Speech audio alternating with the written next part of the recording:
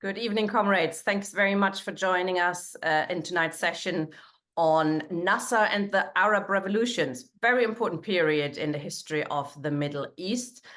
When Nasser died in 1970, apparently there were at least 5 million people on the streets of Cairo.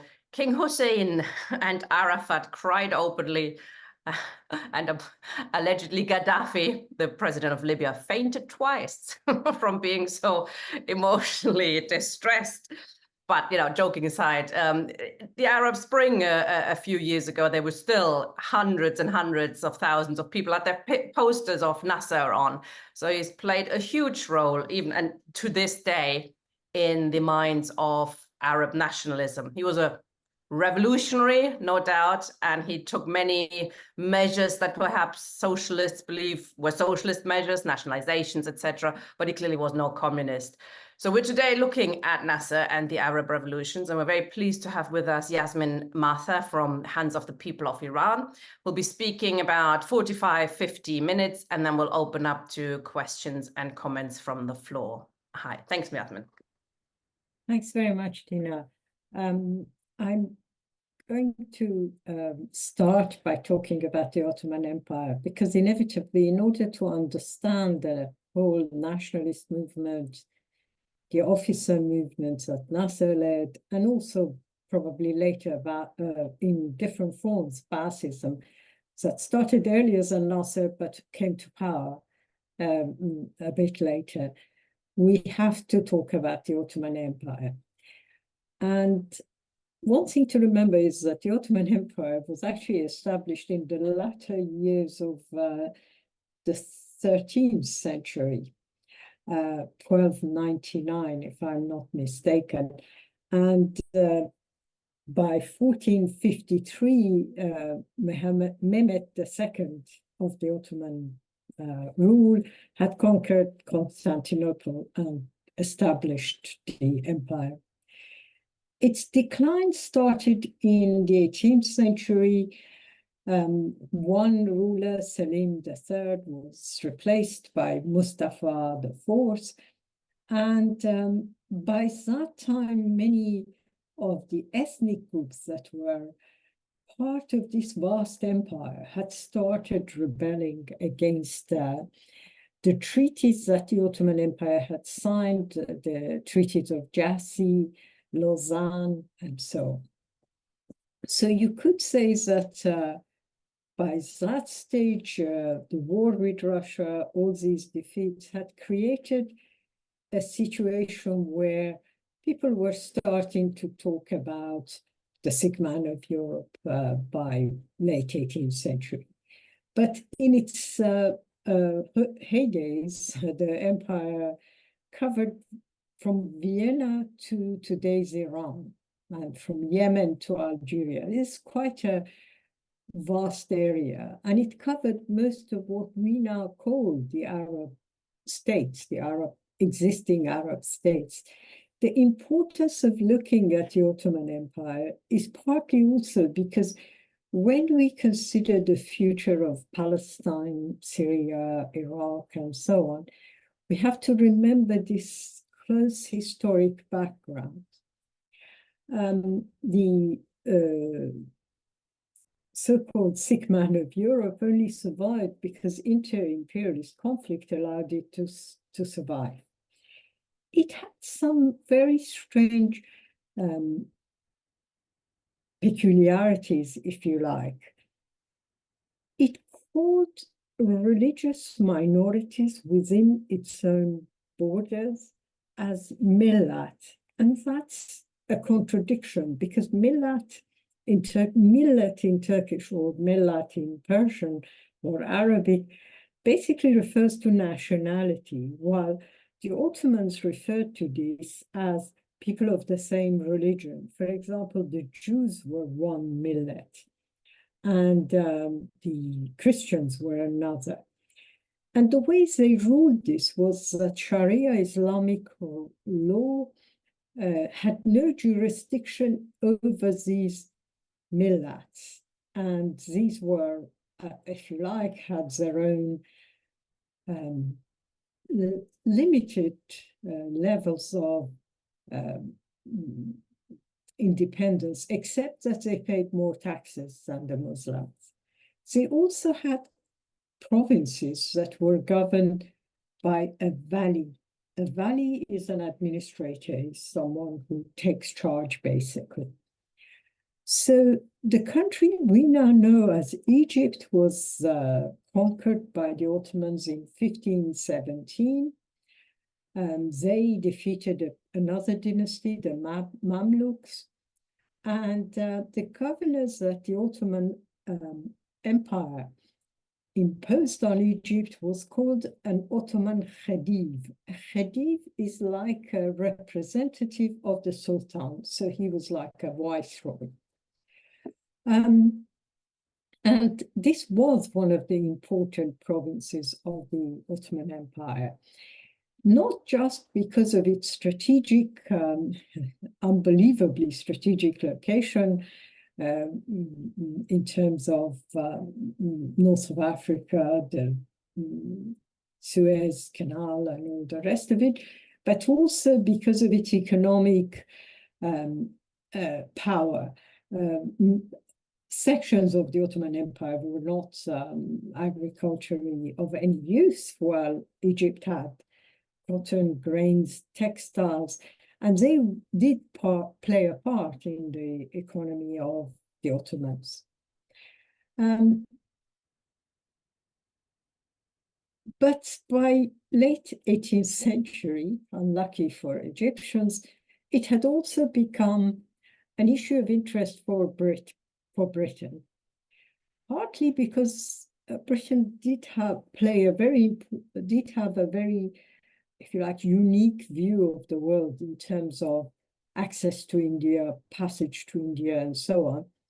And this gateway to the Orient played an important role when Britain, under Queen Victoria or later, looked at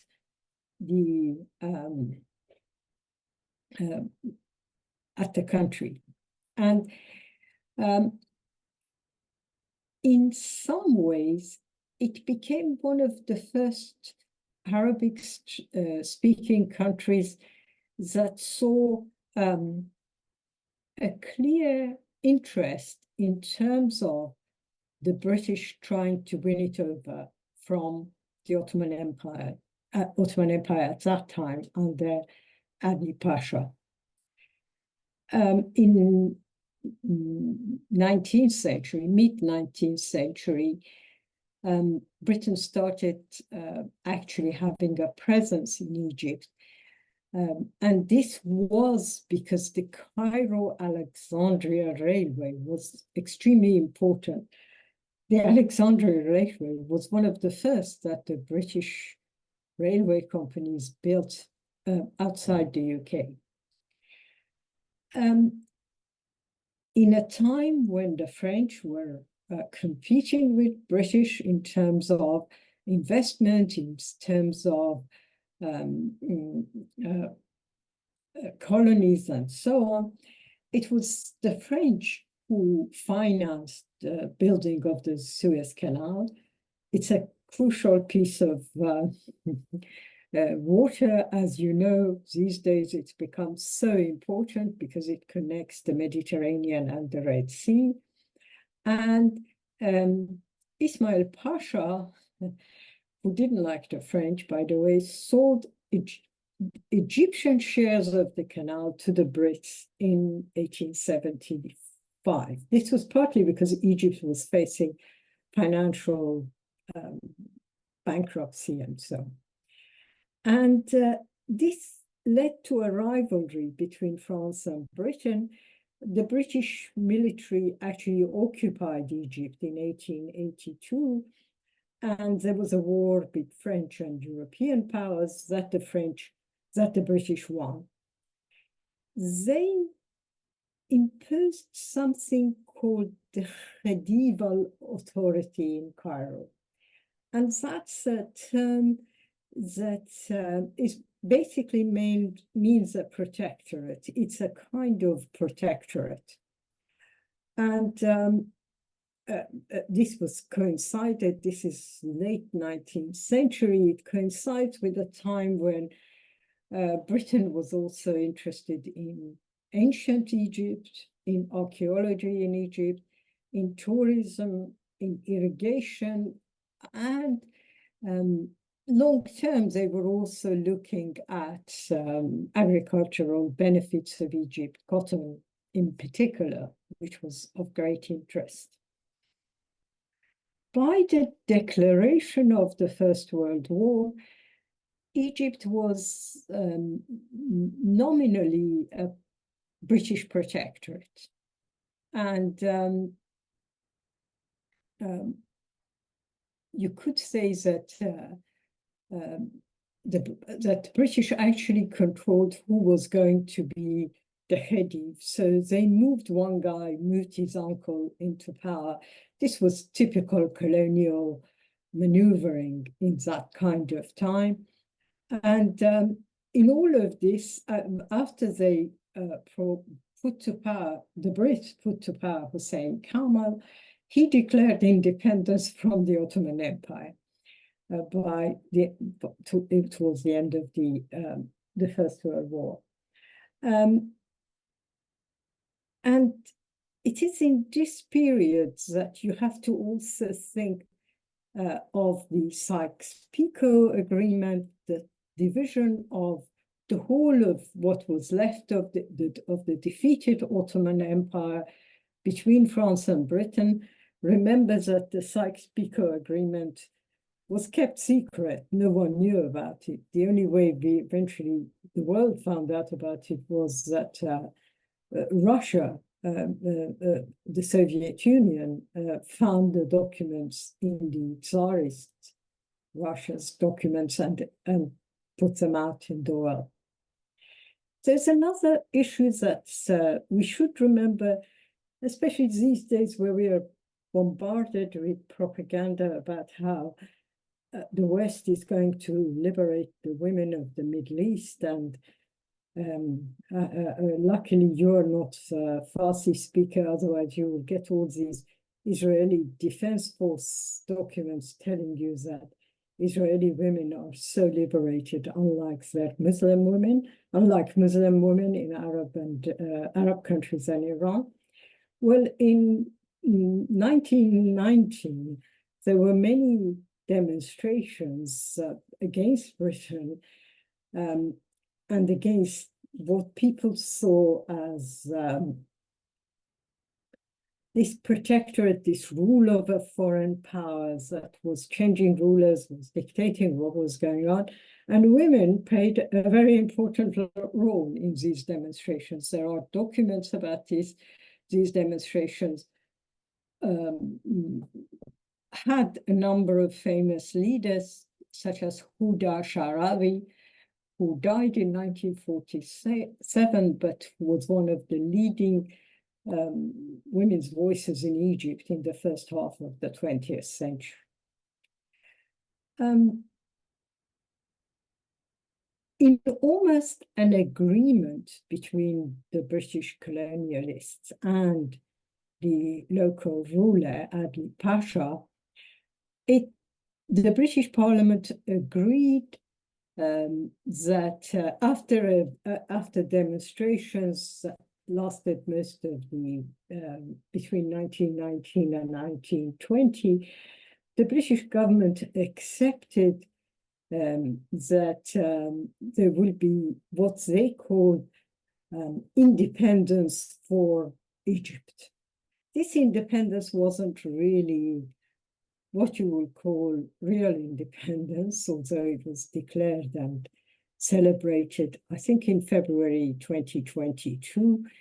But it was, at least on the surface, on appearance, was a level of independence. Everyone knew that the Brits still controlled what was going on.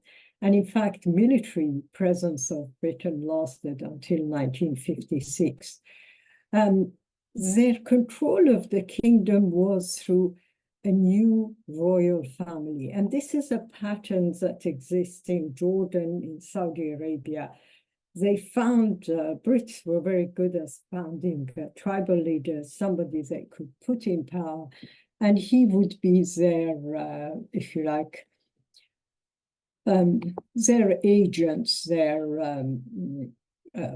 person. And in the case of Egypt, it was King Fuad. He died 14 years later in 1936, and King Farouk became the king of Egypt at the age of 16. And he was quite scared, and he was very much dominated by Britain. Just to give you an example, later in the late 1940s, early 1950s, the Brits arranged for his daughter to marry the Shah of Iran, ex-Shah of Iran. This was supposed to create some kind of, if you like, stronghold for the Brits. The British denied this, but it didn't seem anything but a convenient marriage of colonial powers at the time. Throughout the Second World War, British troops, as many of you will know from your grandparents, from parents, were very much involved in battles in Egypt. It was only after the war that you would see the first signs of a rebellion against Britain, what I would call anti-British feelings that had existed before the war were probably quiet during the Second World War years and then became much more powerful after that. The young Nasser was probably one of the first people from a non-aristocratic, non-bourgeois family who joined the military academy. He joined it in 1936. This was the time when Britain was trying indirectly, not in power, but indirectly was trying to create a strong army for Egypt. The Anglo-Egyptian Treaty of 1936 had already reduced the scope of what was a semi-colonial military occupation, which had existed since the latter part of the 19th century. And Nasser and his generation, especially his cohort from the lower middle classes, were quite resentful of this constant British presence. They wanted what they called total evacuation of British forces, Egypt's full, or some of them would say real, independence. The total evacuation of British forces is, of course, something that is echoed these days in places like Iraq, where quite a lot of Iraqi people talk of the total evacuation of US forces, but that's a parallel that we might come to late. Nasser thought that it is the role of the army to expel the British, to reduce the power of their collaborators, reform their politics, and change society. And in this aspect, it was probably the events of 1948 that played an important role in his determination to lead the free officers movement. What I want to emphasize here is that he didn't have any connection to a mass movement. He never, I'm not here talking about a working class movement, but even a populist movement. He wasn't like Mossadegh, for example, in Iran, who sought parliament or democracy or people's vote in a very bourgeois nationalist way, has a role to play. He actually had this, his thoughts were very much about the fact that the army should play this role. King Farouk had reigned over Egypt from 1936 to 52. And he was important. He wasn't the leading figure, but he was important in the events leading up to the Arab-Israeli War of 1948. What is sometimes, even these days, refers to as the first Arab-Israeli War, or what the Palestinians rightly call Nakba, the forced immigration, evacuation of Palestinians from their homes, and the subsequent disasters that happened. And all this obviously followed the United Nations decision in 1947 to partition Palestine into two separate states, Jewish and Arab states. And obviously the whole idea had created a lot of tension in the area. And in the Egyptian military, there was this idea that they might be able to fight a conflict. This was supposed to be one of the larger, more resourceful armies of the region, but it was completely defeated. It was very weak. It was poorly trained. It had no modern equipment, and therefore it was one of the armies defeated in 1948, and that left a level of humiliation, a level of anger amongst young military people, but young in general, that dissatisfaction was strong. And in between the 22nd and 26th of July 1952, a group of army officers, they are called the Free Officers, who were led by two people, Jamal Abdel Nasser, one of them, and Mohammed Narim was the other one. They overthrew King Farouk, and less than a year later, they announced a new constitution and a new rule. Nasser, as you probably have seen from various books, films, and so on, became, throughout the Arab world, what you would call a charismatic leader. He was promoting, by this stage, what later was termed Arab socialism. I'm using socialism in a very, very broad term here. It was very, well, you really couldn't call it socialism, but there were some changes, some transformations that you can't deny. So before 52, 53, Egypt had an aristocratic system, a constitutional monarchy, dependence on Britain, and he changed that to what you would call probably nowadays an army republic, or a republic led by the military rather than the aristocracy who were in power before.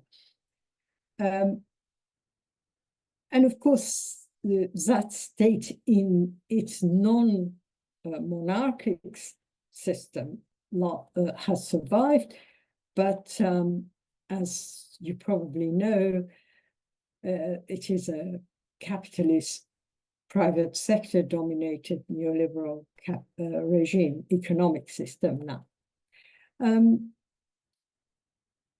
There was also in what Nasser produced an appeal for pan-Arab nationalism. And this pan-Arab nationalism played a very important role in the popularity he gained but also in similar movements in Syria, in Iraq, in Algeria, in Libya, in Sudan, what referred to as all these people who cried or didn't look well at his funeral. What all of these states, though, had in common was that, generally speaking, they were authoritarian states. They had quite repressive internal security systems. They policed every aspect of culture, intellectual, political life, and they were very ruthless in crushing people who opposed them. So there was the positive, if you like, anti-imperialist side, but there was the negative, repressive internal side. And here, I would say anti-colonial maybe rather than anti-imperialist, the anti-colonial aspect was more genuine than what we see now, for example, in Iran's Islamic Republic, who isn't in any way even anti-colonial, in my opinion. In most of these countries, Syria, Iraq, Algeria, in the absence of any democratic forms, in the absence of any parliamentary systems, the military were quite powerful. They were probably the most modernized, they were very well disciplined, and they had quite a lot of authority. So it was inevitable that they looked at the officers in Egypt as a model they could mimic in anti-colonial struggles. And the slogans, a bit like today, unfortunately, sometimes didn't match the reality. So Nasser often used the slogan, "No voice louder than the voice of the battle." And in this, he often implied there was no voice louder than the voice of the battle against Israel. But the reality didn't match this rhetoric. And unfortunately, we see a lot of this these days. Yet, having said that, not just later, not just in the nostalgic era we live in, but even at the time, quite a lot of people who thought of themselves as Marxists, very often associated with pro-Soviet politics. Maybe they weren't members of communist parties, but they were fellow travelers of various communist parties, saw Nasser as progressive and even socialist, partly because decolonization was so important, but partly also because this section of the international left didn't want to know too much about the domestic social structures of these regimes and didn't discuss these seriously. They looked, whether directly if they were in the communist parties or indirectly if they were in non-communist parties, but still saw the Soviet Union, for example, as a deformed worker state. They saw what the Soviet Union pronounced about such regimes as positive, and therefore supported them. So Egypt was, in terms of the Cold War situation, seen as being more pro-Soviet, and I will come to some of the positions they took at various times to give them that allure. Yet Nasser and quite a number of the free officers were definitely anti-communist. They weren't even like Mossadegh, who was concerned about communists, but these people were openly anti-communist. Anwar Sadat, who later was a deputy of Nasser and became later president, as well as, according to some people, Nasser himself had been close to the Muslim Brotherhood before they became free officers. Now, you have to see that this wasn't a religious tendency towards that. It was more of anti-colonial behavior. So you have to be more maybe agnostic about how this happened. When the officers took power, a number of low-ranking officers who were close to what was at the time called the Marxist Democratic Movement for National Liberation of Egypt supported the coup. Initially, this was very early days, and the Muslim Brotherhood supported the coup. But this didn't last long, and I think within a year, both sides faced imprisonment.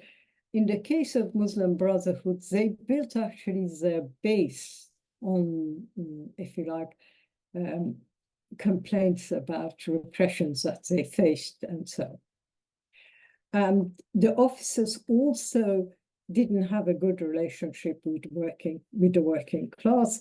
They did break, and as far as I know, a number of people were killed in conflict with striking workers in Alexandria, which again is something we have seen after the Arab Spring, when Sisi came to power, and even when the Muslim Brotherhood at times had to confront these people. So in 1952, there are reports of the army attacking worker strikes. There are examples of firing squads used against workers who were demonstrating and so. And I think there was also another important factor for the officers to try and show themselves to be anti-communist. And one of them was to appease the US Embassy in order to confirm that they weren't pro-Soviet. Later, they did become more of the so-called socialist camp, part of what was laughingly called the non-capitalist road to development. But at the time, I think they were very, very keen to show the US, which a lot of third world countries, global South countries at the time, had a lot of illusions about in the early 1950s. They saw US as more progressive than Britain, less colonial. And so the Egyptian military were a junta, the officers in power were very keen, as was Mossadegh, to be honest, to show the US that they weren't communists. I think one of the lasting legacies of the era must be the agricultural reforms. This was quite important. The majority of the country was an agrarian country. The majority of the population were poorly nourished. They were illiterate. They were often affected by serious disease. This is prior to the overthrow of the monarchy. And there were very few, as in most of these countries, few thousand large landowning families. This was true of Iran, Iraq, many of these countries, who owned not just the land, but also owned households, rural households, who worked as either wage laborers or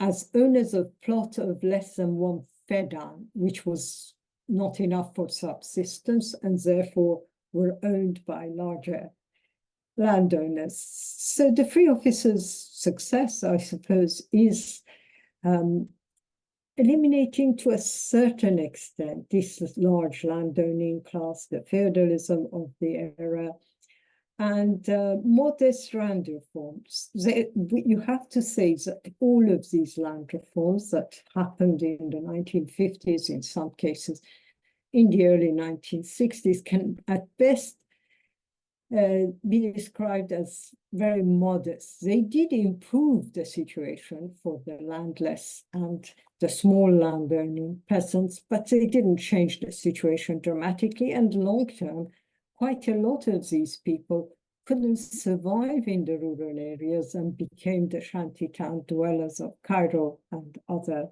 major cities. Despite all this, and despite his, if you like, military backgrounds, Nasser was certainly convinced that he spoke for ordinary people. And he often said that he has these kind of quotes that he repeats at various speeches.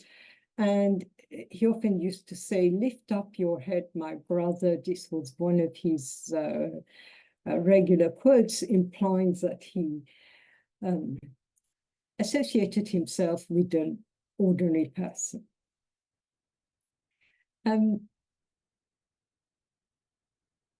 In many ways, you could say that there was the problem with all of this, with the exception of the agricultural minimum wage and the reduction of power of major landowners, there was no coherent economic policy. It wasn't just that these people weren't communist or socialist. They really didn't have any form of ideology of any kind. They didn't have a plan. They didn't know how they were going to maintain power long term. And, you know, in many ways, if you think that Sadat was the immediate successor of Nasser, Mubarak was the immediate successor of Sadat, you can see that this lack of coherent policy, political ideology, of any type of coherent economic policy, has managed to move from what was a statist type of economy to a neoliberal one in a very short period. Nasser was also very good as outmaneuvering all of his opposition.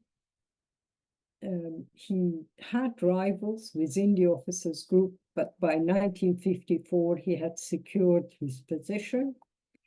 He also had quite a standing in international and regional policies. So he was one of the, and here you have to give the positive side as well as the negative side. He was obviously one of the first leaders of the region who supported the Algerian national liberation as early as, I think, November 1954.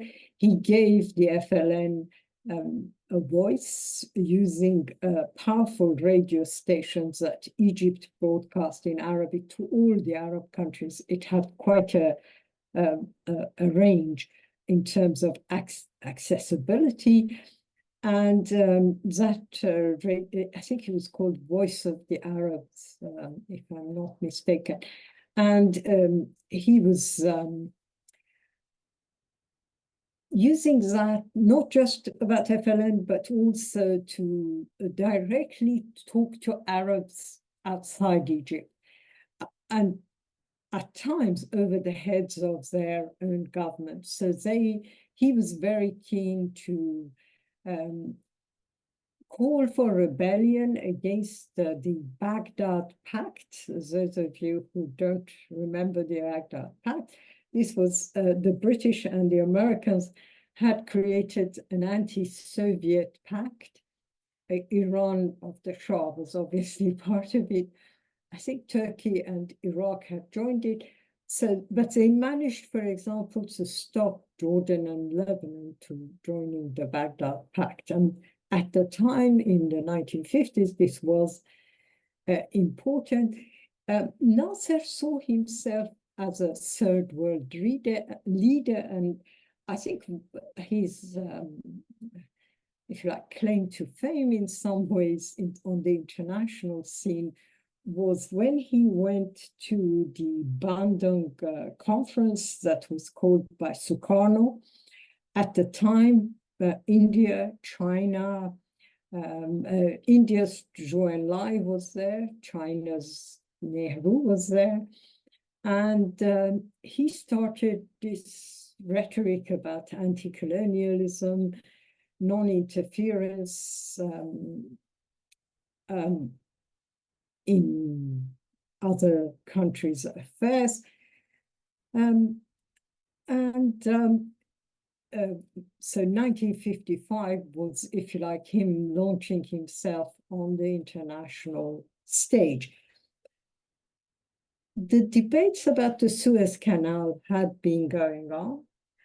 In 1956, the World Bank withdrew a previous offer they had already made to the Egyptian government to finance the Aswan Dam. And this was the US had told the World Bank that's what they had to do. And Nasser nationalized the privately owned Suez Canal Company. And this is the beginning of the Suez crisis, which led to, at a very crucial time when the FLN war was going on, when there were other rebellions against British presence in other Arab countries, this became the Suez Crisis, as you know. In some ways, he made his name because his decision to nationalize the Suez Canal apparently was his decision. There was no consultation with other people, but in some ways he survived that, and that made him quite a figure in the Arab world, because this was the first time anyone had actually managed to do something, if you like. In 1958, Egypt joined what was then the Republic of Syria and annexed the Gaza Strip, which was ruled by what was the old Palestine government. So the Syrian-Egyptian alliance was called the United Arab Republic, and it existed until 1961. Egypt still called itself, until the death of Nasser, United Arab Republic, but the reality was it didn't last after 61. And here again, I want to emphasize this whole historic Ottoman legacy with what we are facing even now, where in some ways, when you look at something like Palestine, you have to realize that the plight of the Palestinians is so interwoven with the plight of people in Syria and Egypt and the region. And that, in my opinion, makes some of the arguments put forward by Moshe Machover far more plausible than those who have this narrow bourgeois democratic view of a single state, as opposed to obviously the illusions of a two-state solution. Beyond the Middle East, Nasser had some influence. So he joined India and Yugoslavia to create what was called the non-aligned movement. And in some ways, this wasn't completely non-aligned, because by creating this alliance, they were already trying to confront the US, but they also didn't want to be part of, if you like, the socialist camp. But this whole alliance, the non-aligned movement, had its allies, had its supporters. I don't think in the current situation where we are looking at single polar hegemon powers destroying an entire region, it is easy to be nostalgic for the non-aligned movement, but it never was really non-aligned, and it wouldn't have existed or survived except with the tolerance of the Soviet Union, and that in itself was not necessarily very positive. And hopefully in the discussion we can talk about some of that.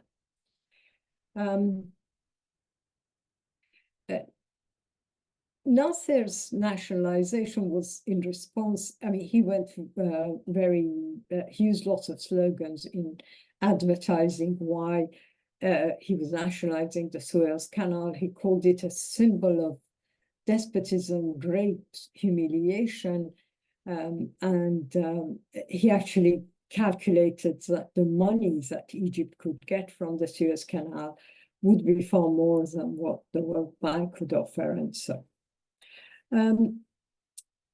We have to remember that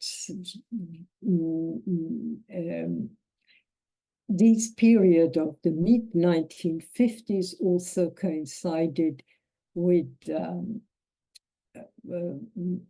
Franco-Israeli alliance, where actually Britain joined this Franco-Israeli alliance, what became known as the tripartite aggression, according to the Egyptians. And Israel conquered the Gaza Strip and the Sinai Peninsula, and had and proclaimed the idea, the decisions that it would annex these territories. It was the US and the Soviet Union that forced Israel to withdraw. And in some ways, it looked as if this was mainly a US-Soviet agreement, but it looked as if Egypt had come out of this quite well. And in some ways, that was what paved the way for this alliance with Syria. In terms of Arab socialism, I think there is the only signs that you can talk of a very superficial socialism is when Nasser started nationalizing the property of British, French, Belgian nationals after this tripartite aggression. And as a result of this, following this, he also, because some of the local bourgeois owners refused to accept the rule of Nasser, he nationalized Banca Mesr. Mesr is Egypt in Arabic. He nationalized that, and using what was very Soviet-style policy, he started what became known as a 5-year plan. What one can say about Arab socialism or African socialism or any of these, what I would call anti-Marxist varieties of socialism in the Third World, is that they followed the economic development of the Soviet model. They were following rapid industrialization, which inevitably did mean an increase, a raise in the level of consumption of the popular classes, but there was not enough power to have a serious radical agrarian policy. And both in Egypt, but also in other Arab socialist countries, these officers could not manage to mobilize the peasants, who were at the time, no longer is that the case, but who were at the time the majority of the population of the country, into any struggle against the Ancien regime. And that, in a way, was the defeat, was the failure of these Arab socialists. Quite a lot of the modern working class did support them. The state bureaucrats did support them. They did manage a level of stable employment. They did create healthcare and pensions, but all this for the urban section of the population. And all of this was really the limits of Nasserism, of Arab socialism. So definitely the relations of labor capital did not change. Military authoritarianism replaced the nepotism of the private sector. Rich peasants became richer, poor peasants became agricultural wage workers. And if you look at most of these Arab socialist countries, you can't see any difference between them. The Nasser regime did also imprison Egyptian socialists, communists. Many were sent into exile. Those who did stay did face prison camps. And interestingly, throughout this period, the Soviet Union was doing very little on the subject. Those of you who have heard of Samir Amin will know that he was a communist exile from Egypt. There were many others like him. And the same was true of what I would call the alliances between Nasser and Syria. So that wasn't any different. So the crucial times that I also want to refer to was is the war in 1967. It's a very important role. Nasser supported Abdul Hakim Amer, who was one of Nasser's closest allies, and they both led what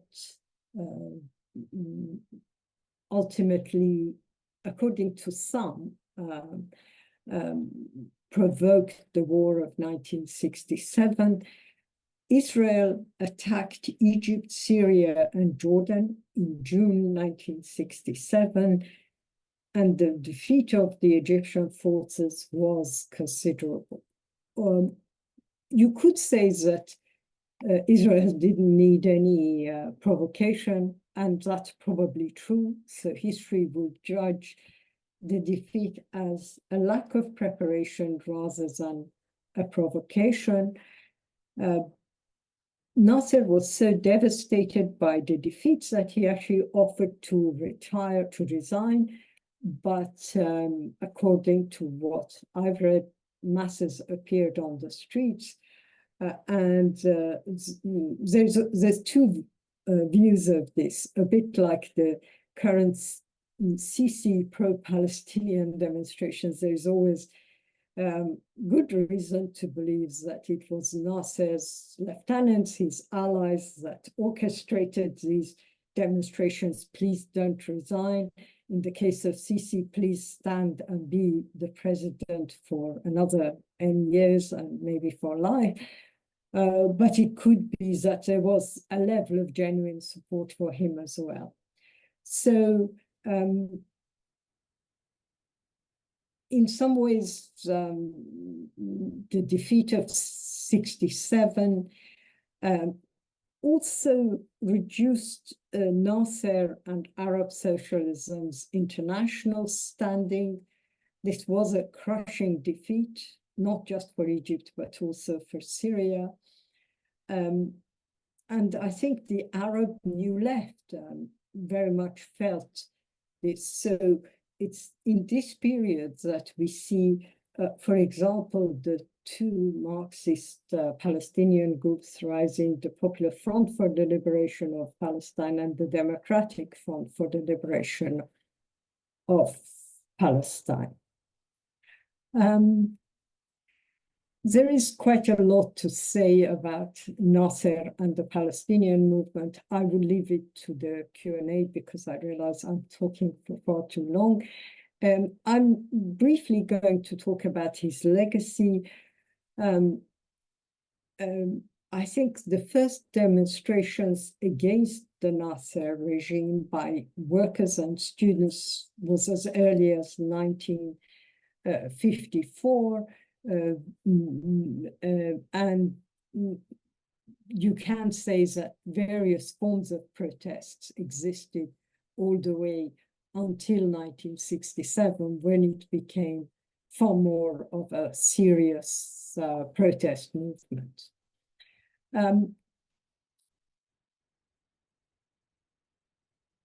He definitely, you can say, represented the aspirations of a generation of the mid-20th century, who were, if you like, the generations that were adults in the mid-20th century, who wanted development, who wanted fast development for the global South, who were definitely anti-colonial, and who thought, with no justification, I must say, that they represented the masses.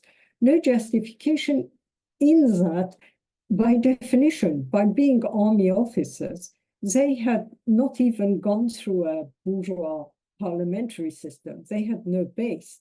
Their base was achieved after they came to power, and through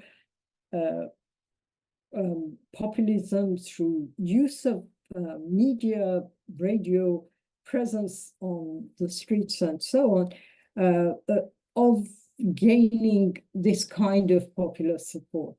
So I would very much question their claims that they represented the people in the street. There's two aspects that I haven't covered in all this. And one is the attitude of the Nasser regime towards the Egyptian Communist Party and the Palestinians. They're two separate issues that require more time. And I'm conscious that I've talked for a long time. The one thing I would say is that it was the Soviet Union's fraternal relations, and at times, in the case of Egypt, almost uninterrupted close relations with the Nasser regime that devastated the future of the Communist Party. In other countries that followed the same type of Arab socialism, where Baasism came to power, in particular in Iraq and Syria, it was far worse in that the Soviet Union followed a policy of at times supporting the Baasist regime and at times being against the Baasist regime, depending on where they flipped in their relations between the US, the West, and the Soviet Union, and therefore contradictory messages to these communist parties, in particular in Iraq, devastated the left, destroyed the left in so many ways. In the case of Iraq, it led to a major split in the Iraqi Communist Party. And if you like, all of this paved the way, not deliberately by Arab socialism, but as a consequence, if you like, of Arab socialism and the Soviet Union's special relations with these types of countries, that it played a part, I'm not saying the crucial part, but played a part in the lack of popularity, the inability to survive of the left in many of these countries. And of course, the fact that Islam became a revivalist force once these so-called nationalist, Arab socialist, whatever you want to call them, governments lost popularity, is partly again to do with the authoritarian ways they dealt with the left, the authoritarian ways they dealt with working class struggles, and the ways that at times they used the Palestinian question for opportunist and, if you like, survival reasons. And many of these are, of course, to be debated, but I'll leave it at that. And I hope I will have a chance to talk about Nasserism and the Palestinian case as well. Thank you. Wow, well, thank you very much, Yasmin. That was very thorough, very, very deep understanding of how special Nasser was as well, wasn't it? He's quite just USSR. I mean, there was at different times, Eisenhower during the Suez crisis, that is interesting. He told, I mean, you mentioned that he told Israel, Britain, and France to get out and let the Suez Canal back to Nasser, basically. And then that changed later as well when they tried to build up King Hussein against and not the Saudi Arabia as a counterbalance to Egypt and Nasser, etc. So it's a really interesting, really important history in that. It's also interesting his relationship with the Muslim Brotherhood. If anybody's reading up about that went up and down and up and down and up and down on Wikipedia. Actually, if anybody wants to look at it, it's very funny. There's a video where he's telling an audience about his attempt to have come to an arrangement with Muslim Brotherhood, and he's got a meeting with the leader, and that he's chuckling away when he says, well, they want me to basically put a hijab on every single woman in Egypt, and the leader of the Muslim Brotherhood, whose daughter goes to medicine school, he can't even do it to his own daughter, and you expect me to do it to 10 million women, and he's chuckling away, and the audience is in hysterics. It's quite interesting. There's a lot of videos on our page. It's quite good. Comrades, if you have a question or want to make a contribution, please click raise hand. I'm sure we can get back to the question of the Palestine question. What I was going to ask you though is reading through some of the stuff he did after he took power, and you mentioned that obviously, it's very good, he's anti-colonial, and he overthrew, he chucked out the British and nationalized the Suez Canal, etc. He'd compensated, by the way, the shareholders, so it wasn't quite, we just take it away from you. But in terms of what then happened, I mean, the few times he did stand for elections, for example, he was the only candidate. He banned, first he nationalized, first he put quite restrictions on the press, and then he basically nationalized it all. So there was no free press. He banned political parties. As you say, he also was quite authoritarian and stuff against the Communist Party, etc. Now, some people on the left think that kind of stuff has to happen after a revolution. If you have a revolution and there's people standing up against it, you need to ban political parties. You need to ban the press. You can't have the counter-revolution. Revolution is organizing and trying to take it all away from you. Sort of in your assessment, how do you see, I mean, a communist revolution, a socialist revolution, should we be banning parties afterwards? Should we be banning the press? That's a very good question. I mean, what I would argue is that this wasn't a revolution. I mean, I know it's called the Egyptian Revolution, but what you could say was a military coup in some ways. And by definitions, military coups have different agenda. So if you have a genuine revolution, surely by that stage, you must have the overwhelming support of the population, the majority of the population. In a coup, you don't need to. You're the military, you depose a king, you come to power.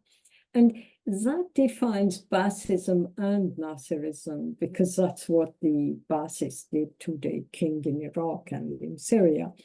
And in some ways, that's a whole different agenda, because first of all, by being officers, you already if you like, part of an authoritarian military setup, and you carry this on into your future, in your new role. And that's exactly what these people did. I think quite a lot of the support they gained was long after the so-called coup, and through various populist actions and the world situation. So no, you can't. If you start doing that, you have a return of the previous order.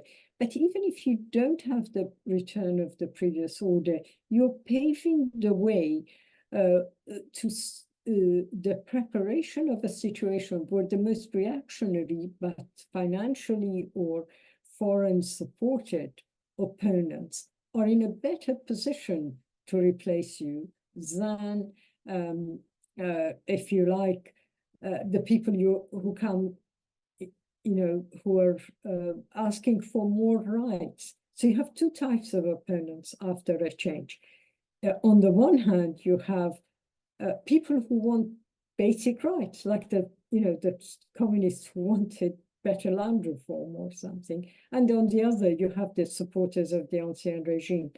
But a coup has its own definitions of how you do. And these people were part of a coup. They weren't revolutionaries, I would say, but maybe I'm being harsh.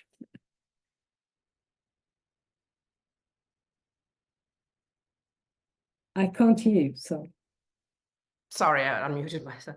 I was going to ask you a question as well that came up in the chat, and I was going to ask you about as well. Is the what's the solution for the situation? And somebody said, how did you just say the one state and two state solution are bourgeois? Because a lot of people believe, one state and with democratic rights for everybody. That sounds like a good solution. Why do you say that's not really very realistic? Okay, so I'm a convert to this because I supported most of my life the one-state solution.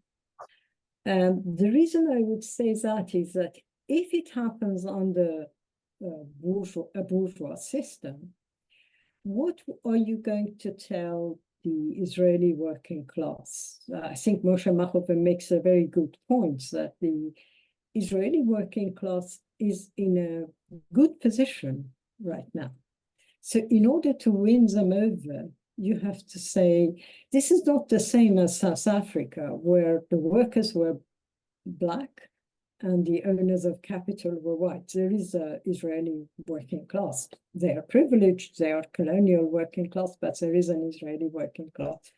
So what would be their advantage in a one-state solution? They would lose their privileges of the current colonial state.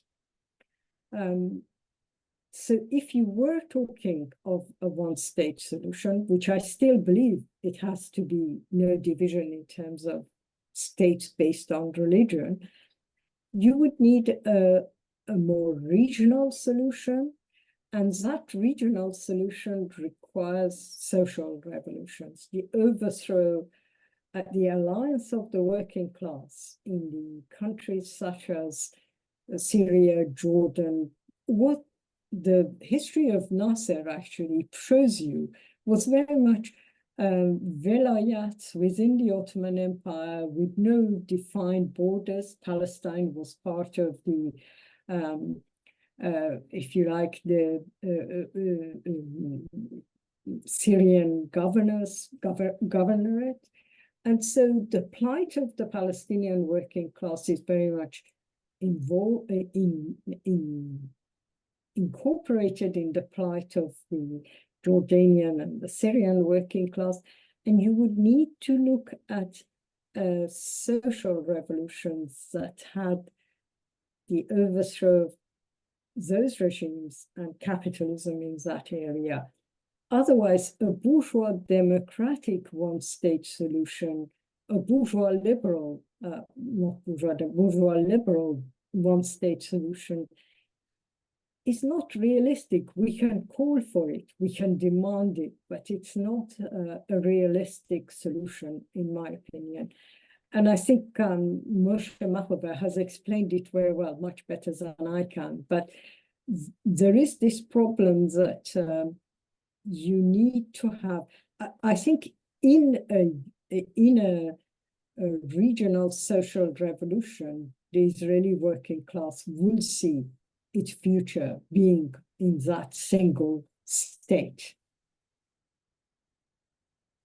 Okay, thank you. If anybody wants to carry on with that discussion, please click raise hand and we can have somebody with an opposing view. Anne, hi. Hi, thank you. I'm early into the debate because there was a couple of things I really wanted to ask about that have been on my mind recently. So like everybody else, I've been trying to read around the subject, and one of the books that I'm in the process of reading at the moment is Abay Shlem's memoir, a Jewish Arab, isn't an Arab Jew. I can't remember exactly the title, but basically about him, his life, his family being Jews in I'm just trying Iraq, to in Baghdad. Iraq, exactly. Sorry, I'm just having it in Iraq and moving when he was 5 to Israel. And in fact, so far anyway, the book has really been about examining history, broader history, rather than his life. So what really interested me was a couple of things. And one of them was the Arab Republic, the United Arab Republic, the Syrian, Egyptian, Gazan Republic, because, well, it sort of interested me because I thought that knowing more about that might give me more insight into the connections between the peoples of the region. Because I do actually also agree with Yasmina, and Musha has convinced me too, of the need for us to look at the region, look at the question of Palestine on a regional basis. I don't know that I think that it's something that has to be left for socialism. For me, when people say to me it needs to be one state or two state, I would argue it needs to be about self-determination, and it has to be about Palestinian self-determination, including the right to return. And I think, given the way things are, that division is, has to happen unless there is a huge shift, which doesn't seem immediately viable. So that's the first thing. I just think it's very interesting, and like why it collapsed and how what it was like when it existed. And maybe, I mean, I know that this is just one talk and there's a lot to discuss, so it would be maybe an idea if there was any more reading material you could point to understand that. So I think that it's useful for us not to talk about the one state or two state solutions. I think it's useful for us to get to know the region and the dynamics in the region and the histories of the people of the region. And one thing I think is also interesting is that you look at the fact that it was an empire. Within the empire, there was certain autonomy and there were certain rights for minorities. You look at the Tsarist Empire and you look at the connections between people and the certain level of autonomy also that existed in the Russian Empire, simply because there was this, center which was very far away from everything, and people in the regions lived often quite autonomously. Of course, they would get their visits from the Tsarist police, etc., but the dynamics and the boundaries and the connections between people were different to those in Europe. Anyway, and then just the last thing I wanted to say was about the influence of the Soviet Union, because it seems to me, listening to you, that the economic development was what was at the core of Nasserism.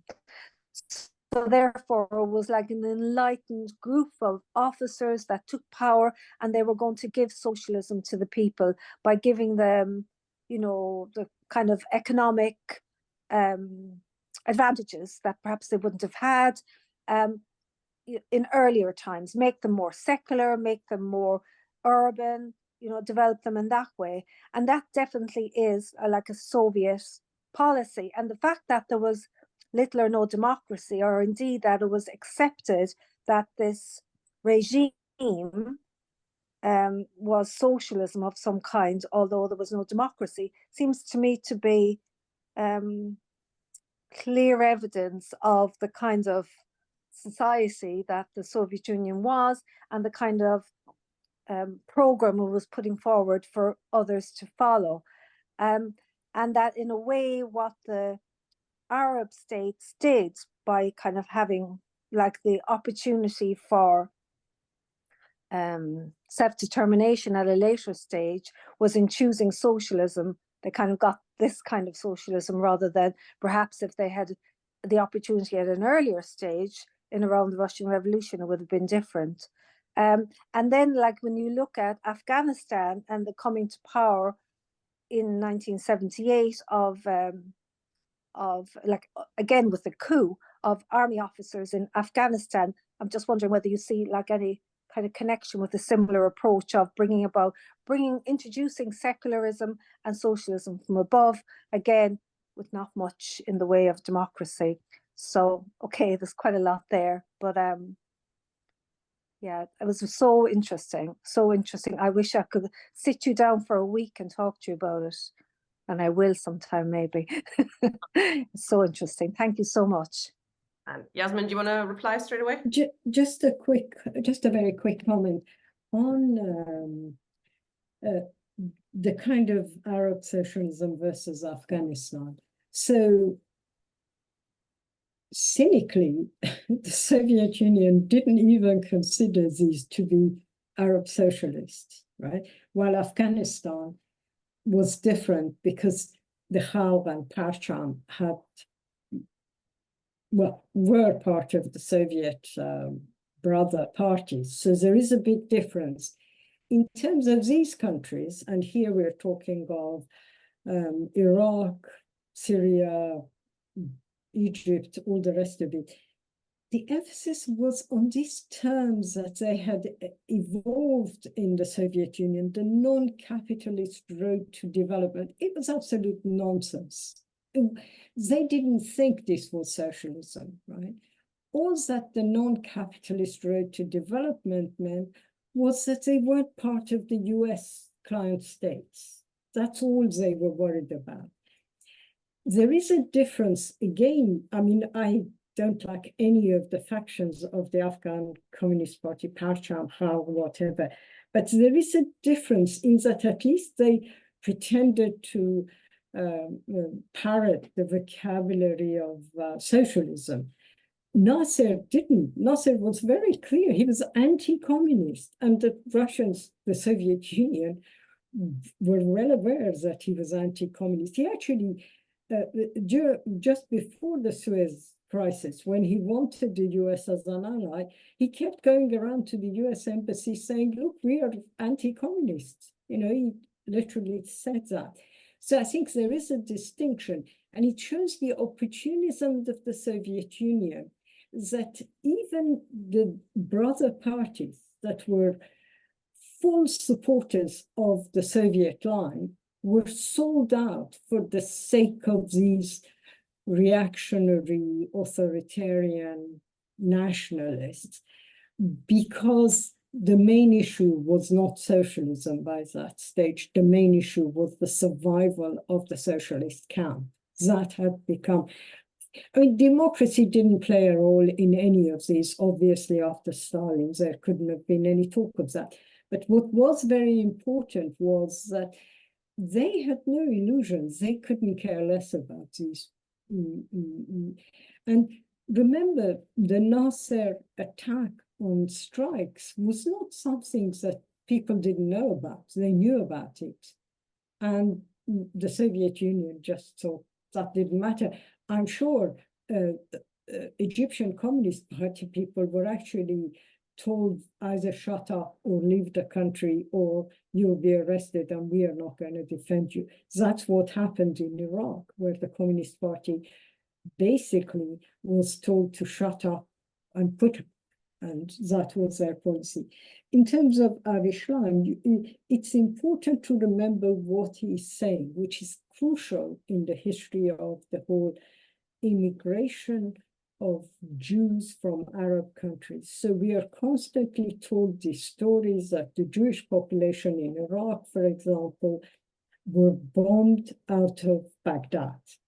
And his book is amazing in that he explains how the two events that are referred to historically as pogroms are actually, one is a bombing organized by the British Embassy, and the other is a bombing organized by Mossad.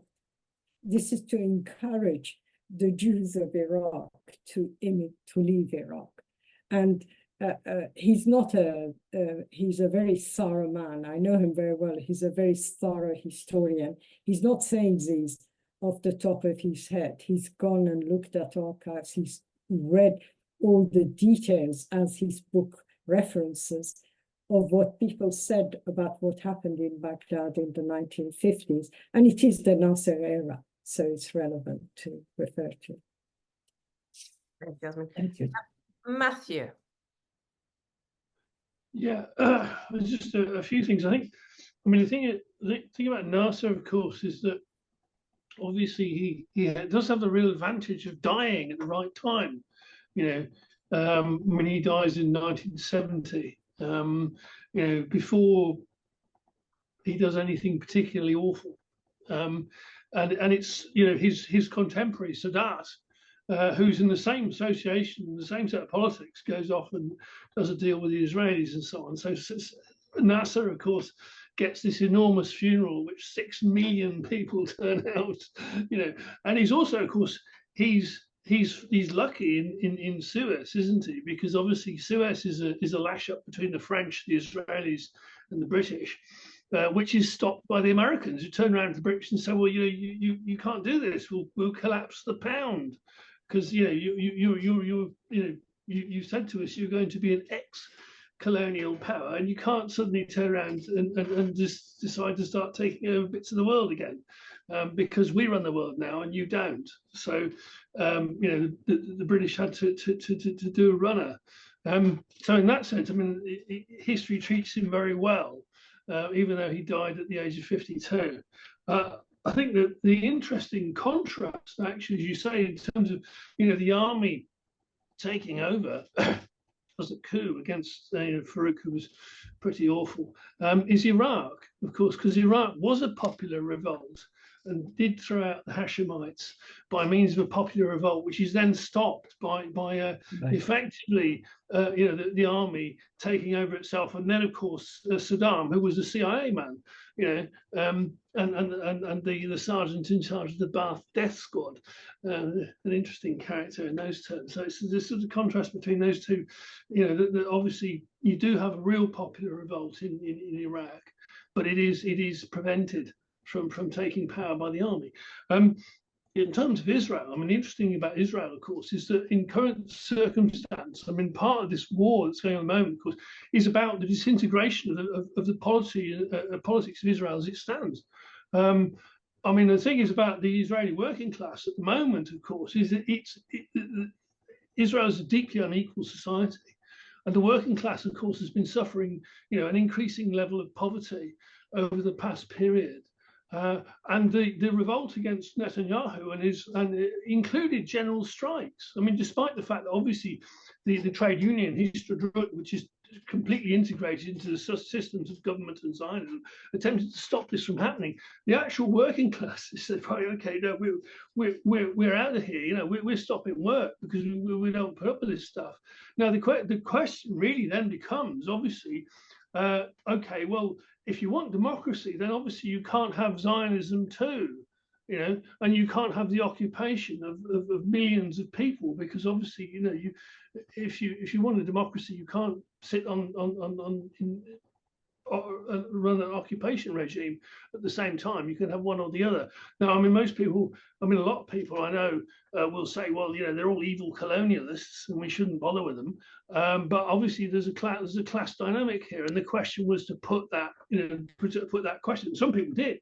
I mean, okay, they had a very hard time doing it, but they did it. And okay, we might not agree with them because a lot of them were around the Hadash and so on, but that was the correct thing to do, and we should recognise it. So, I mean, in those terms, I think you're right to open the debate about, should it be bourgeois a bourgeois democracy in Palestine? Should it, because obviously such a thing under current circumstance in which obviously the whole questions of capitalism are disintegrating themselves. That's correct to raise that question. I can't think that I've come up with a position on it at this point, but I think it's a correct question to raise. Thanks. Do you want to reply to that, Yasmin? Well, sorry, Rebecca, just a couple of short comments. I think one of the problems is that the Israeli opinion has hardened against Palestinians since 8th of October. And in some ways, that's what the polls show. Maybe they're wrong, but that's what the polls show. So although the opposition to the judicial changes that the extreme right-wing government is proposing is still there and will definitely pick up as soon as there is a level of normality, if one can achieve that. But unfortunately, the polls show a hardening of Israeli citizens' views about the future of Palestine. But I don't know, and that's a different, I mean, we are speculating on that, and maybe the polls are wrong. One thing that I do want to talk about is, because it relates to the Nasser era and Egypt's rule of Gaza, because one of the many horrible solutions proposed by various people, in addition to all the Palestinians of Gaza moving to various European countries, is why don't there's these proposals that Zionists are putting forward of them becoming part of Egypt. Now, those Gazans who have a memory of the 1940s and 50s will remember that this wasn't a great time either. For example, there is historic reasons to believe that during Nasser's time, when he had inherited, this is between 48 and 67, so 52 to 67, when he had inherited the charge of Gaza from the previous monarchy, there was this pretense of Palestinian sovereignty, but that was not real, and Egypt had full control, economic and political control. And in some ways, they were not offered Egyptian citizenship, for example. They were kept in camps as political and propaganda tools against Israel, but they were never, their situation economically did not improve. They had a number of Egyptian governors who were quite heavy-handed in terms of political freedoms, imposing restrictions on the Gazan population. And of course, things got a lot worse after June 67. I'm not saying that, but if you like, the vision of the best time under Nasser's Egypt for Gazans is a dark time. God knows what would happen if we had Sisi governance of Gaza. It would be, not that he's volunteering, from what I can gather, and many people have commented on this, the Egyptian government is saying, no way, we will have nothing to do. And if these people move towards Egypt, we will actually shoot them. So that's not a possible solution, but here you are. The history doesn't look good either. Thank you, Yasmin. Thanks, Matthew. Ian next.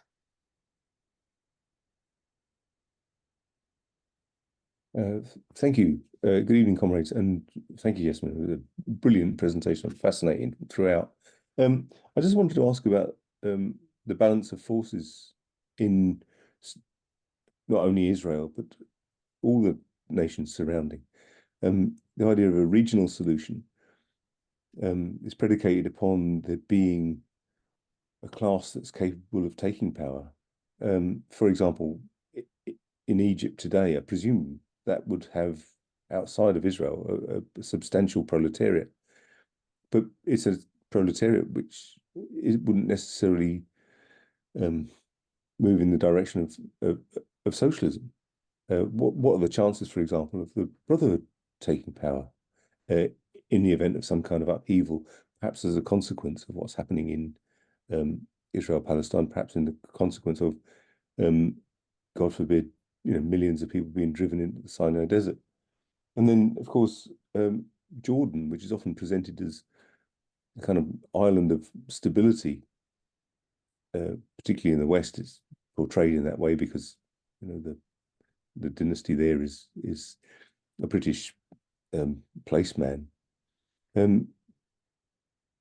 Presumably there is some kind of proletariat in Jordan, but the extent to which it would unify behind the idea of a regional solution or even any kind of socialist solution, I mean, I simply have no way of knowing, and I would be interested in your view.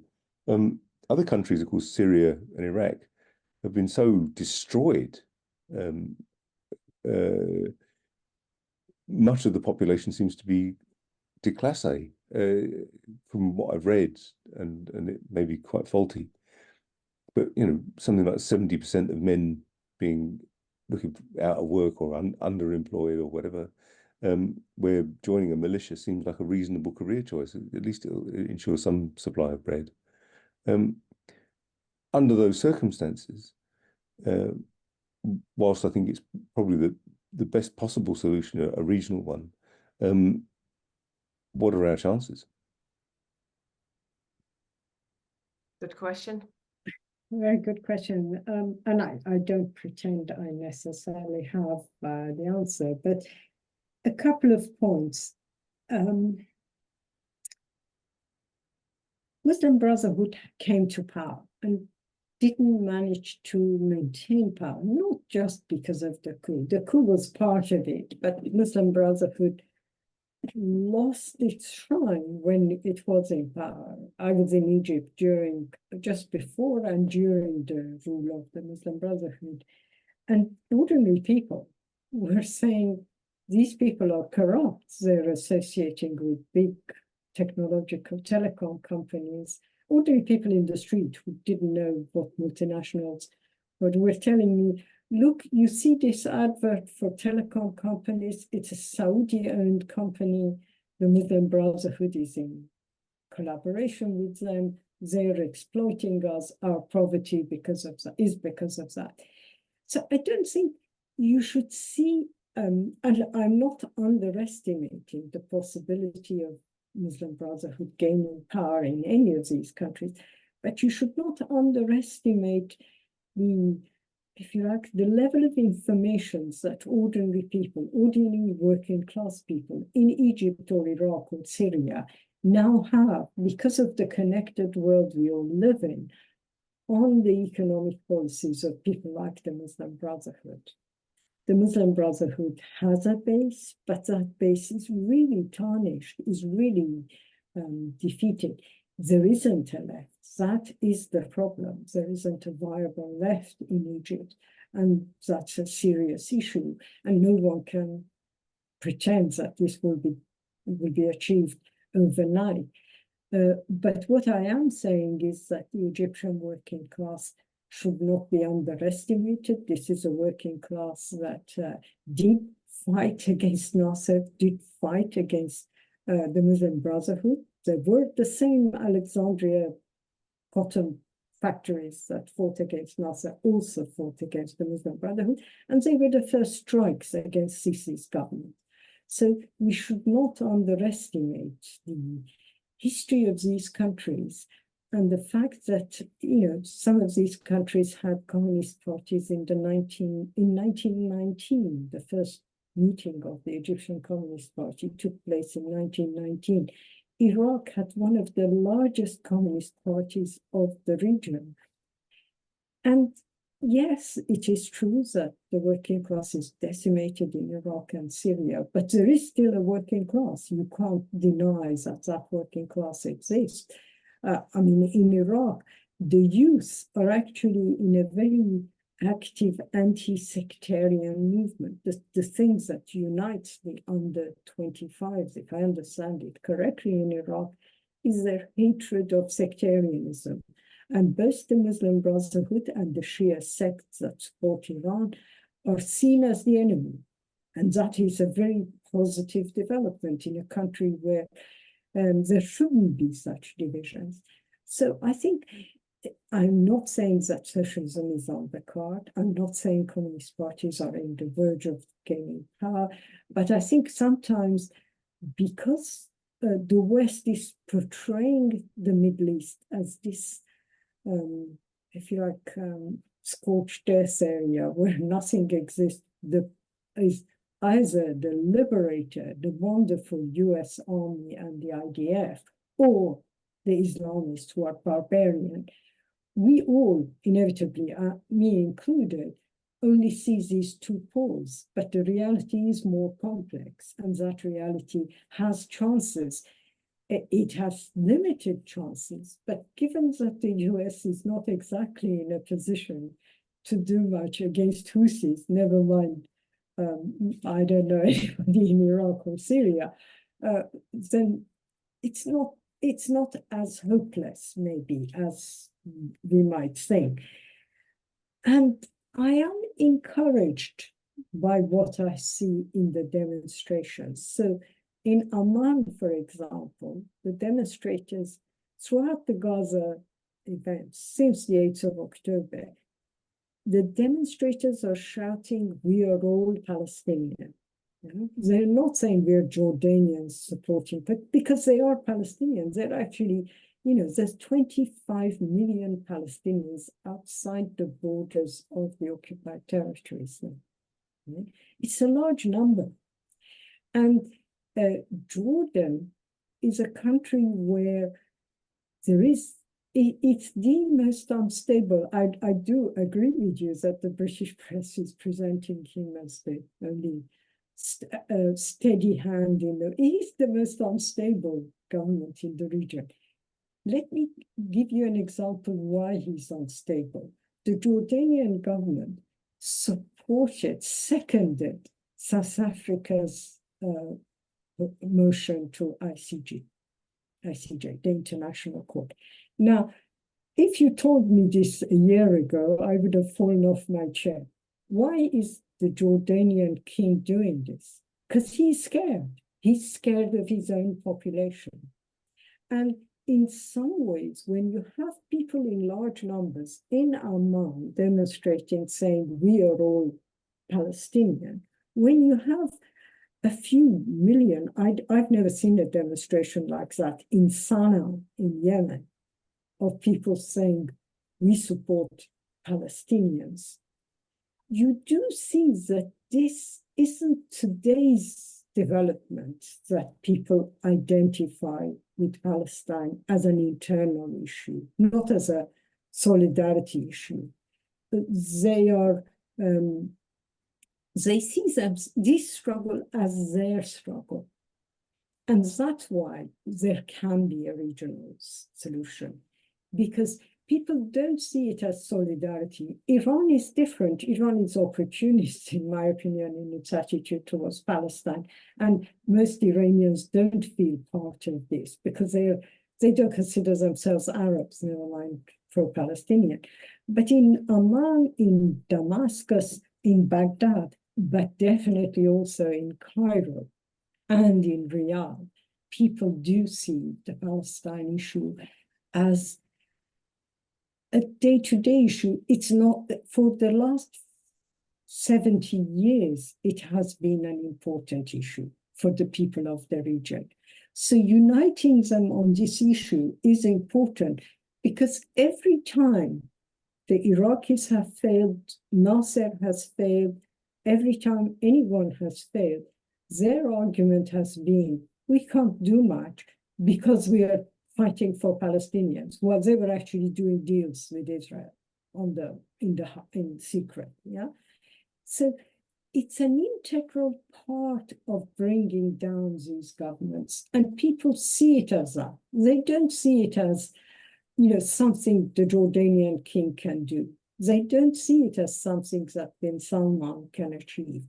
They see it as part of their struggle to bring down the King of Jordan. Now, how vastly this will be is a difficult one to say. I think Saudis and the Persian Gulf countries have their own issues. There are differences there. But I would say Jordan, Syria, Lebanon, and probably Egypt are so involved in the Palestinian question. You need to look at it in that way. Thank you. Last person from the floor is Steve. You're muted. I think I've unmuted myself, haven't There you are. Yeah. I? I've got some screen thing up there. There we go. Get rid of that. That's the best way. Oh, what's happening now? You can speak. We can hear you. All good. We can hear. Yeah, no, sir. I've just I've just kind of lost focus here. Hang on a minute. No, I can't even see myself. We can see you. All good. You don't have to see yourself. Okay, back to meeting. Oh yeah, well I like to see myself. I see what my mouse doing. Yeah, see if it works with my brain. That's always a good thing if that's going together in coordination. Anyway, thank you, Yassamine. If socialists have got nothing to say about one state or two states, that is a waste of time, struggling either for one state or two. And I'm totally opposed to two states as an argument, by the way, and I agree with you. But what you said was that the call for a single state, we could call for a single state, we could demand it, but then you said it's not realistic. And I don't mean, do you mean it's not achievable? It cannot be achieved, one state, in which case, if it's not achievable, then don't call for it. Then there's no point in wasting time in that sense. And I agree with it. But surely the question that we have to talk about in all of these cases is the question of having a democratic revolution in the territory of Israel and Palestine from the river to the sea.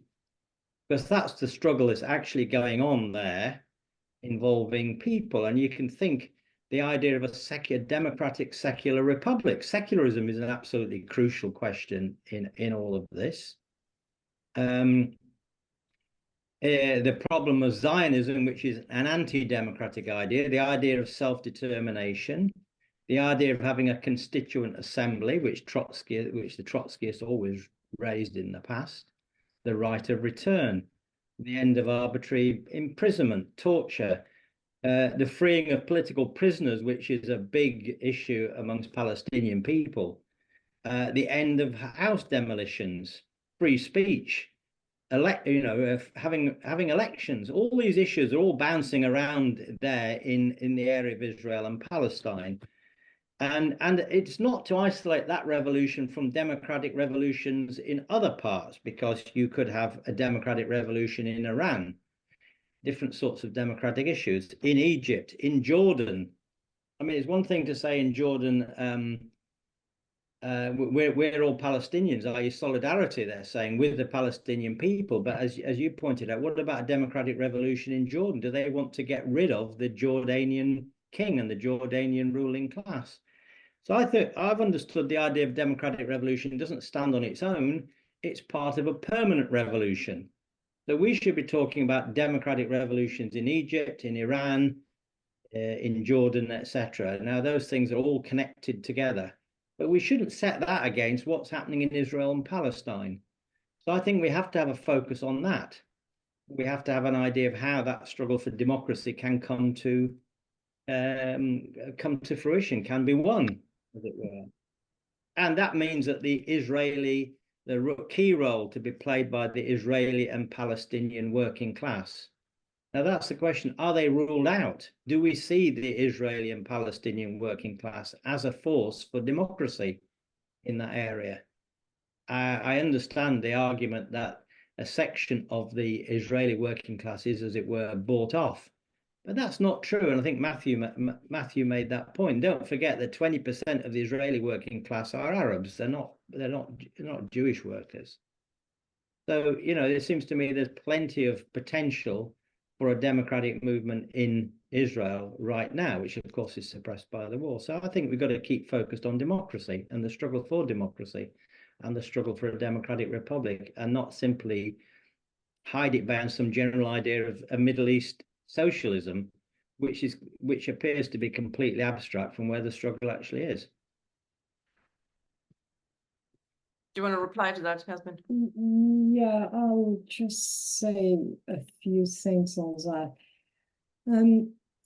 You see, the examples that is taken for the one-state solution is very much a reference to the end of apartheid in South Africa. And the idea then was that permanent revolution this would be the end of apartheid, and we will start a period where socialism will be achieved. There are similarities, there are also differences. The similarity, the difference, well, okay, so the main issue to point here is that, of course, apartheid was destroyed, but it had, I would say, the working class in South Africa haven't benefited from the end of apartheid, the Black working class. But there is a difference, and that difference is the way in which the colonialization by Zionists and their political economy is very different. Israel is not dependent on the work of the Palestinian working class. Yes, there is an Arab working class. I'm not calculating them as a democratic Jewish population. They're Arabs, their sympathies are very clearly with Palestinians. We can say they are Palestinians, and they consider themselves Palestinians. For example, they can't join the IDF. They need visas if they want to go, as if they've left Israel and want to go back. So it's a very different Palestinian. The Arab population of Israel is not the Israeli working class. We are talking of the Jewish working class. The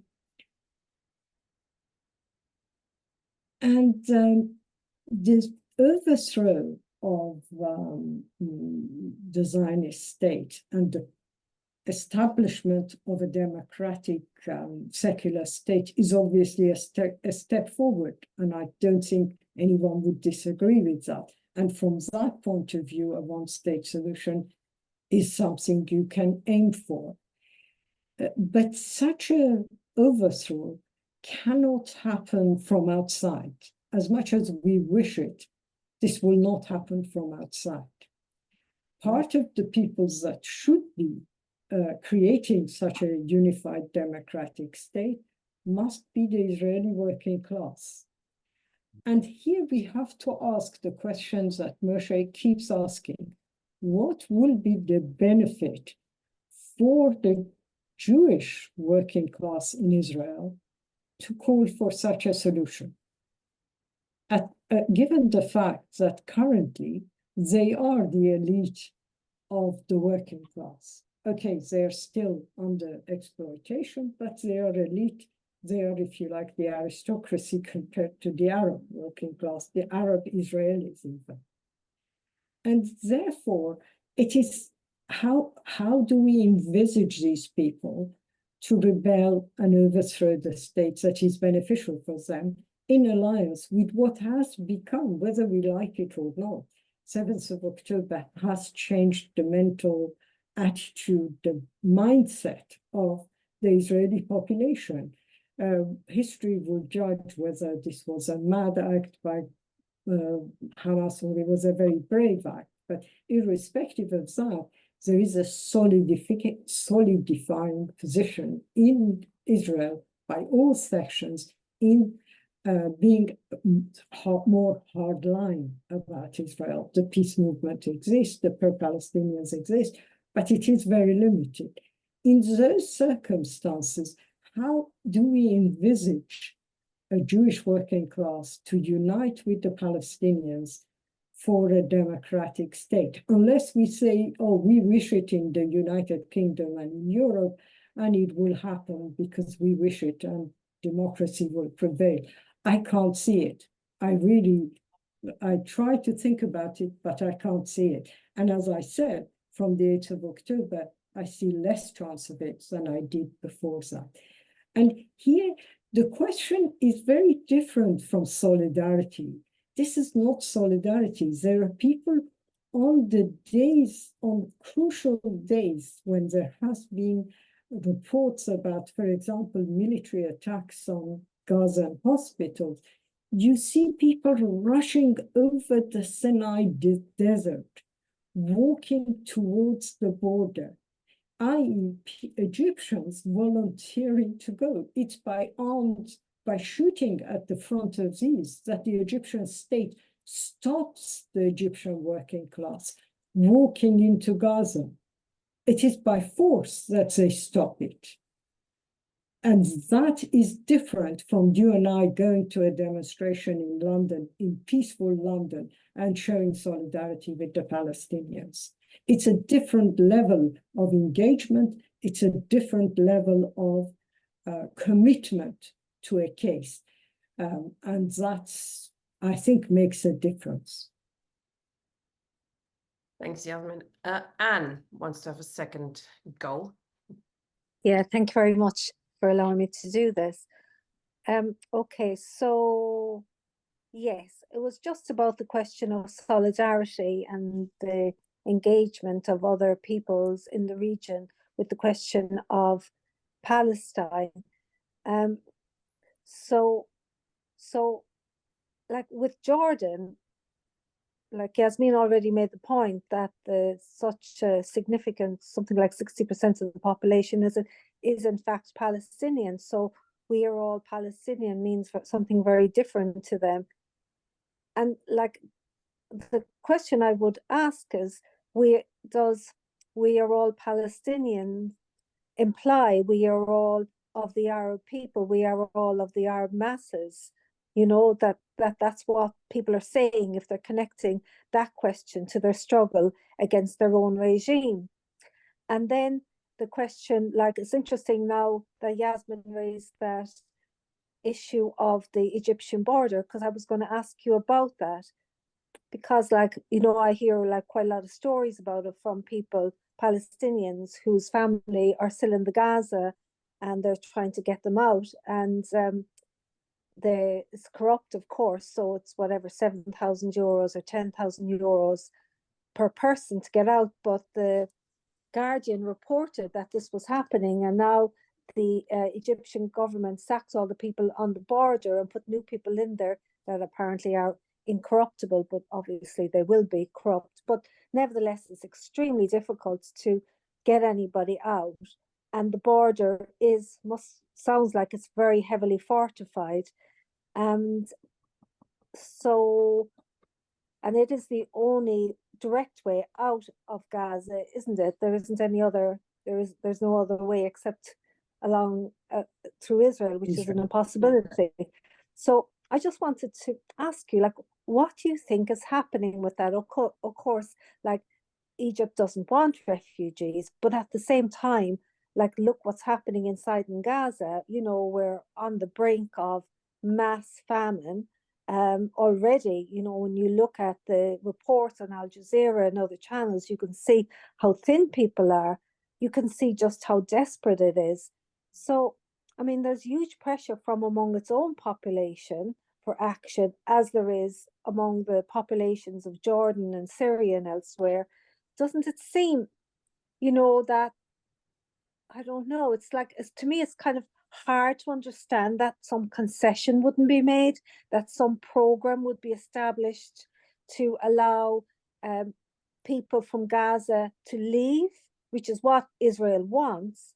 I mean, like, maybe this is a completely disconnected point, but like thinking, you know, the parallel to the situation in Ukraine, where it was like all, you know, it was quite early, wasn't it, in the whole situation that people, in terms of Europe, that the European leaders decided, you know, they were going to accept refugees, and then they came and all of the benefits, etc., they were given them, but there was a program there. I mean, there have been programs in the past. I'm only speaking about Ireland, but I imagine it must be the case in other European countries as well as in other parts of the world, that there would have been programs, resettlement programs. Of course there are. What am I talking about? Of course they're huge. Of course, what it ends up being is people being over at the other side of the border in tents, and in a situation where UNRWA, which God knows what's going to happen to that, in particular, if it's Palestine, would be assisting them. So they would be leaving. They would be leaving in one way or another, which is what Israel wants to do. So that, like, you know, I think about that. Well, what the hell is going on there? Sorry, I'm going to finish. That's it. That's me finishing. Thank you, Tina. Thanks, Yasmin. Sorry, and your name. Yasmin, we have one more person. Okay. As it's almost 9 o'clock, I Yeah. suggest we bring her in first. Sure. Una, hi. Hi, There you good are. evening. Thank you, Yasmin. Just a quickie. You're saying, Yasmin, the working class Jewish family won't like what's going to be offered to them because of the 7th of October. Surely they should have been aware of that 75 years ago. It's not new. For I'm totally confused. Why should we always say, oh, we need to ask Israel first permission first? Excuse me, I was speaking to people in Ramallah today, and they only want one thing. They want their country back. That's too much asking. That's what my point. Thank you, Una. Thank Yasmin, you, Tina. I suggest when you're summing up now, when you're replying, that you Yeah. might also sum up a bit. I know we didn't get to the Nasser and Palestine much. That's We might fine. have to do another session. That's fine. That's fine. Thank Yeah, you. there's also Nasser and Bassism, so we can definitely, if you wanted to, that would be Yeah. okay. On what Anne was saying, I think there is a pan-Arab sentiment, but I think what we are seeing is a bit deeper, is actually pro-Palestinian rather than, can you hear me? Yeah, sorry. No, it's okay. Is more kind of very specific, very clear pro-Palestinian feelings, which goes beyond being all Arab. And in some ways, I think the overthrow of the governments of the region is part of this, because unless people can, all these Arab leaders, Nasser included, have always said, oh, if only we solved the situation in Palestine, we could deal with all your problems, your health, your lack of food, your poverty, and so on. And I think it has come to a stage where Arab people don't believe this, that don't want this. And the neighboring countries have a very close history. If you think that Palestine was part of the governorate of Damascus, if you think that the Khedive in Egypt was part of the same Ottoman Empire, when you think that a lot of these divisions were a line drawn on the sand over the Sykes-Picot Agreement, North-South divide, about who was going to be in whose protectorate, Britain or France, then you're in a situation where you understand how the plight of the Palestinians is intricately part of the whatever revolution happens in the region is part of it. And ironically, the only people who didn't have Palestine as the top priority of their demands were Daesh, Islamic State, and ISIL, whatever it was called. So I think that is the, if you like, progressive uniting force between them. In terms of what Egypt will do, okay, so there's been a lot of bribes offered to Egypt if they accept the population of Gaza. And from what I understand, and other people have told me, Egypt has said no to all of them. They included the idea that Israel would directly pay for housing in Egypt. That was one proposal from an Israeli group. There was a proposal by US, that US will allow Egypt access to this offshore oil that is on the sea, and they could use that money to house the Palestinians. This is pie in the sky, and this kind of pie in the sky is not the kind of things that anyone takes seriously, and the Egyptians have said no to that as well.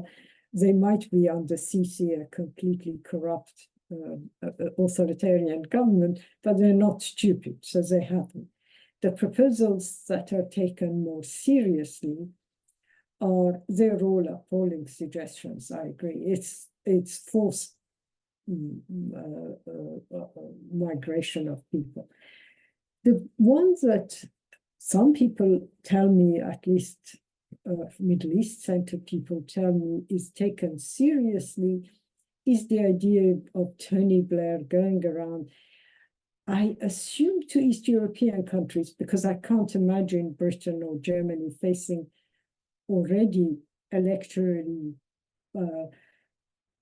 jazzed up about tens of thousands of immigrations at accepting Palestinians, but apparently there is a proposal that the US will pay some European countries, and my guess is some East European countries, to take Palestinians. And again, an awful suggestion. And of course, the man who has paved the way for the disasters of the region is now the person being paid, I assume, to do this.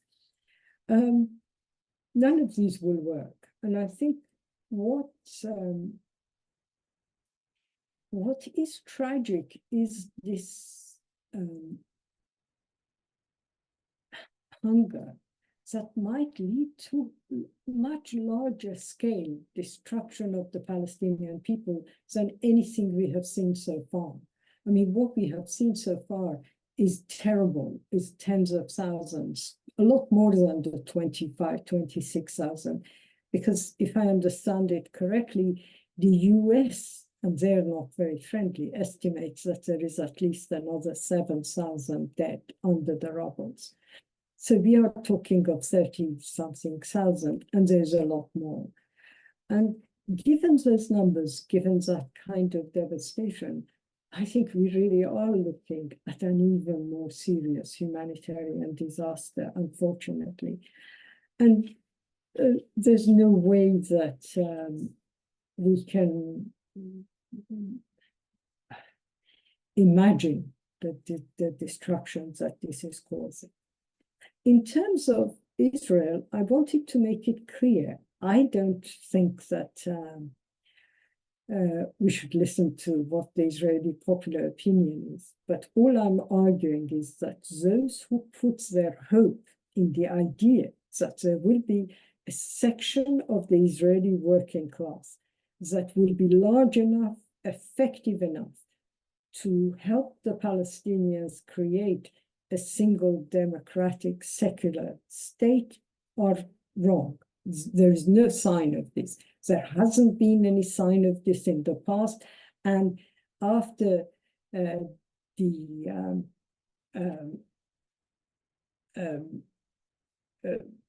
events of 7th of October, that those terrible, at times racist views about Palestinians has hardened. And we might sit here and wish this didn't happen, but it won't change the situation. I cannot envisage at the moment a situation where the Israeli working class will rise against Zionism for the creation of a single secular state. They don't even want the two-state solution, which isn't a two-state solution, is a Bandustan solution.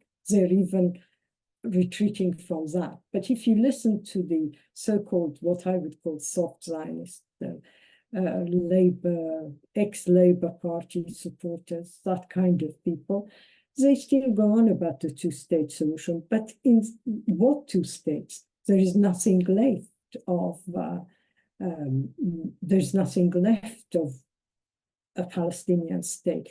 What we are talking about are very small areas surrounded by settlers. And of course, Gaza is now a destroyed area. And we have these people holding conferences about what they're going to build or how they're going to move into Gaza.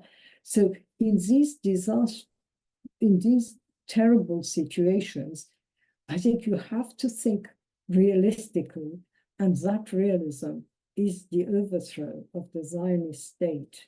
But that overthrow requires more thought than just a slogan, a democratic secular state. It does require more in-depth analysis of what is going on amongst Palestinians, the fiasco that is going to happen, and disastrous situations do require revolutionary situations. You can't go on with the same old slogans just because you're hoping that things will become better. Thank you. Thank you very much, Yasmin. Excellent session, a really good discussion as well from the floor, I thought. Thank you all comrades for participating. Next week, we are looking at the relationship between America and Israel. Who's wagging the tail? Is the dog wagging the tail or the other way around? Or is it a more complicated relationship? So we have two speakers, Matthew Jones and Roger Silverman. So I hope you'll join us next week. Thank you, Yasmin. That was a great session. Brilliant. Over 100 people in the audience, so that was really good again. Thank you very much. Thanks Bye-bye. for inviting. Thank you. Bye-bye.